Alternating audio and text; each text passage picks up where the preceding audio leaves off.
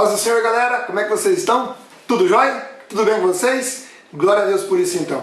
Que Deus continue abençoando a vida de vocês, que estejam ali na Bíblia, sendo edificados pela palavra de Deus, que é isso que interessa. Nós vivemos momentos difíceis, a gente a cada sexta-feira vive uma tensão, né? Para saber o que vai acontecer, se vai mudar de cor, se não vai mudar de cor, se nós vamos voltar para o vermelho, vamos para o amarelo. Então aquela loucura do Covid, de toda essa pandemia, questão econômica, falta de emprego e tantas situações, mas em Cristo já somos mais do que vencedores, amém? E óbvio que a palavra de Deus é parte fundamental da nossa vida com Cristo, porque é ela que nos dá a sabedoria divina para enfrentar esses momentos de adversidade. Bora para o nosso devocional? Isaías capítulo 10, lembrando que isso aqui não é uma aula teológica, e sim um compartilhamento de impressões, de coisas legais que podem enriquecer a nossa devocional. Eu já quero chegar logo no verso 1 e verso 2 aqui. Eu queria que você lesse com muita atenção, porque fala aqui sobre juízes injustos que decretam leis opressoras, que não fazem justiças aos pobres, aos necessitados. Olha, parece um retrato do Brasil de hoje, onde nós vemos o Poder Judiciário querendo editar leis, querendo governar, invertendo valores, interpretando leis ao seu bel prazer, ao seu interesse. E nós vimos, eu aprendi pelo menos na época da faculdade, que o Poder Judiciário ele era inerte, ele era imparcial, que o Supremo Tribunal Federal era o guardião da Constituição, e hoje está tudo às avessas. Infelizmente nós não vimos isso. Nós vimos, pelo contrário, órgãos da justiça oprimindo, usando do poder que possuem para tomar um partido, ou seja, um lado. E nós vimos também até órgãos de governo explorando a população, como por exemplo o INSS. Tanta injustiça, tanta coisa errada, e está aqui, e aqui está falando, há uma advertência. Agora, o que farão quando eu os castigar? Quando trouxer da terra distante a calamidade sobre vocês? Então aqui Deus faz uma advertência a essas pessoas, porque já existe um outro lá atrás, né? Na outra devocional eu comentei com vocês que Deus fala que a quem ele deu muito, aqueles que têm autoridade serão castigados com mais severidade pela opressão ao povo. Então, se eu fosse esses caboclos, botava a barba de moio, porque vai azedar o cardo para eles. Amém? Bom, eu quero chamar a atenção de vocês lá também do verso 6, quando fala uma nação ímpia, está se referindo a Judá, que tinha caído já na apostasia. E também ele fala aqui do castigo, né, a partir do verso 5, do julgamento contra a Síria. Por quê? Muito embora no verso 5 ele fala assim, que aflição espera a Síria, a vara da minha ira, ou seja, a Síria estava sendo usada por Deus para trazer juízo para Judá e para Israel. Mas também a Síria abusou da selvageria, abusou da violência, abusou da crueldade, e eles foram extremamente arrogantes, soberbos. Eles foram, sabe, de uma arrogância tremenda. Então o que Deus fez? Deus, em razão disso, decretou um julgamento contra a Síria, porque eles se vangloriaram, porque eles blasfemaram, porque eles oprimiram, e eles imaginaram que a autonomia decorria do poder e da força do seu próprio braço. Não deram glória a Deus. Então Deus, obviamente, estabeleceu um julgamento para a Síria aqui, e a Síria acabou depois se lascando, porque Nabucodonosor foi lá e destruiu a Síria. No verso 11 aqui, fala sobre a destruição de Samaria, que ocorreu em 701, durante o reino, aliás, 722, né, 701 não foi a primeira invasão de Judá, mas em 722, por Salmanaser V e Sargon II. Então a Samaria foi invadida pela Síria, e ali naquele momento foi deportado o povo, destruíram a Samaria, destruíram, aliás, Israel, destruíram Samaria e levaram o povo deportado, e ali os caras caíram do cavalo, né? O rei da Síria esperava derrotar Judá e não conseguiu, porque Deus concedeu livramento por causa da fé do rei Ezequias.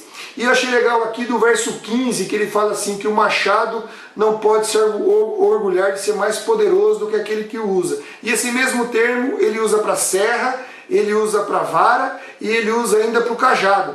Ou seja, cada um desses instrumentos ele só tem valor por causa da pessoa que o usa. E a mesma coisa aconteceu com a Síria. A Síria só fez o que fez porque ela estava sendo instrumento de Deus, para o juízo de Deus naquele momento. Tá bom? Então, o que aconteceu foi isso. E como eu disse, né? E como eu disse lá em 701, quando eles invadiram Judá, eles acharam que ia nadar de braçada em Judá, porque o Deus de Israel era o mesmo Deus de Judá. Então eles pensaram assim, olha, se eu destruir aqui Israel e Samaria, e tinha esse Deus aqui, é óbvio que eu vou chegar aqui e vou destruir também Judá, e porque tem o mesmo Deus. E caíram do cavalo.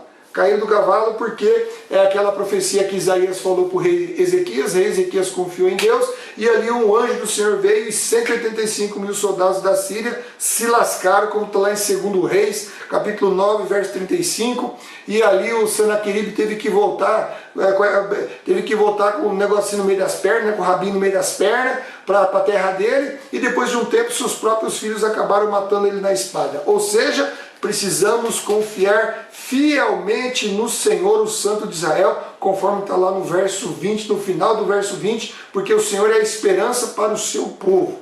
O Senhor sempre será a esperança para o seu povo. Bom, no capítulo 11, nós temos aqui, no capítulo 11, o reino do Messias que foi apresentado lá no 9, que nós vimos lá do 1 ao 7, aqui ele é considerado com muito mais detalhes. E eu gostaria que você lesse do 1 até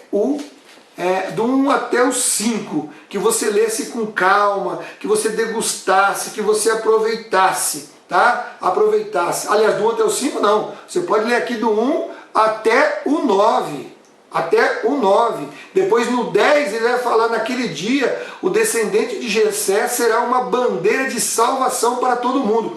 E no 11 ele vai falar do remanescente de Israel. Olha que coisa interessante. Então você pode ler aqui até o 11 aqui, que você vai ver que é uma coisa fantástica, maravilhosa aqui, porque no 10 ele fala da salvação do mundo todo, do povo gentil, e do 11 ele se refere exatamente ao remanescente. Lembra aquele remanescente que eu já expliquei? Depois do exílio da Babilônia, Deus foi lá e usou o exílio para separar os perversos daqueles que iriam atender o seu chamado, e teve um povo, uma minoria que atendeu o chamado e voltou lá para Jerusalém para construir os muros e construir o templo também, né? Então a profecia, na verdade, ela está orientando o povo a não andar mais nas trevas, mas andar na presença de Deus, tomando posse das bênçãos que Deus tem. Para quê? Para que assim eles percebam e vejam a luz da nova ordem que Deus quer estabelecer nessa comunidade restaurada, né? Então aqui, aqueles que se arrependeram da sua rebeldia e depositaram a sua confiança em Deus,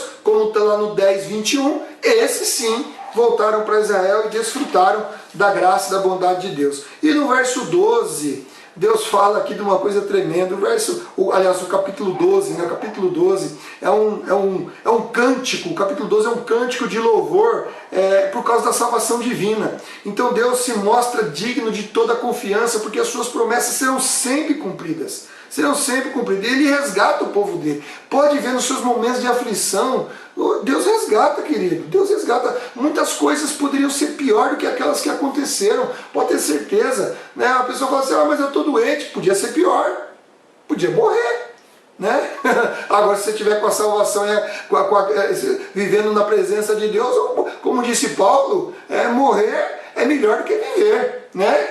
Morrer é lucro, na verdade. Mas não é isso que nós queremos, né? Nós temos ainda uma missão nessa terra, nós queremos desfrutar da bondade de Deus e divulgar o Evangelho de Cristo Jesus. Então aqui ele está falando justamente sobre esse hino de salvação, que Deus vai lá e resgata seu povo, e o povo confia nele porque é um Deus de bondade e de graça. E ele fala assim, com alegria vocês beberão das fontes de salvação. Olha só, é Deus quem concede uma fonte inesgotável de água que fornece vida para cada um de nós. Como Jesus disse, aquele que tiver sede, vem até mim e beba da água, a água que leva para a eternidade. Jesus é tremendo, Jesus é fantástico, Jesus é maravilhoso, sabe? Não tem nada que se compara a Jesus, porque Ele nos trouxe a salvação. Ele não é só o pão, Ele não é só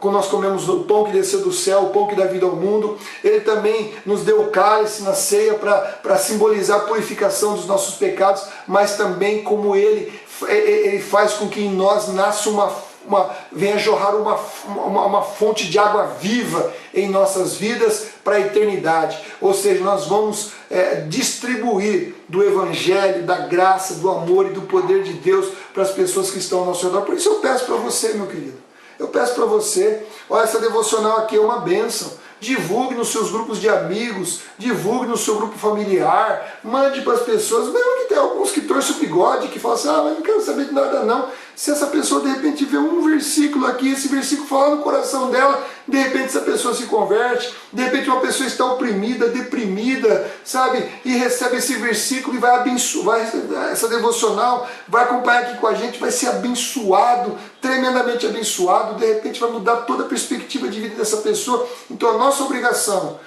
obrigação como cristão é disseminar a palavra de Deus nas redes sociais. Então aproveita, divulga e que Deus abençoe a sua vida. E aí nós nos encontramos na nossa próxima devocional. Amém? Deus te abençoe, Deus te guarde, Deus te livre e que você tenha um dia maravilhoso, um resto de dia maravilhoso na presença do Senhor. Deus te abençoe, até a próxima, tá bom? Tchau!